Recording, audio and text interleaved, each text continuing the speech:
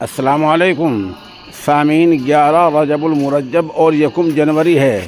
خبر کا عنوان ہے زہران ممدانی نے قرآن شریف پر ہاتھ رکھ کر حلف لیا۔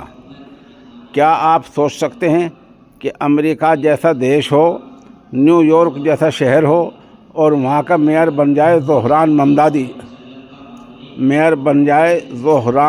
ممدانی، اور پھر جب حلف کا نمبر آئے تو وہ حلف لے قرآن کریم پر ہاتھ رکھ کر۔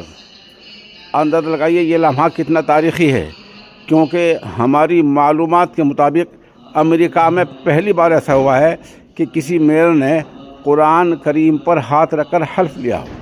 اس کا واضح مطلب یہ ہے کہ زہران ممدانی صاحب نے پیغام دے دیا ہے کہ ان کی زندگی عین آسمانی کتاب کے حکم کے مطابق گزرے گی اور اس پر وہ عمل کر کے دکھائیں گے۔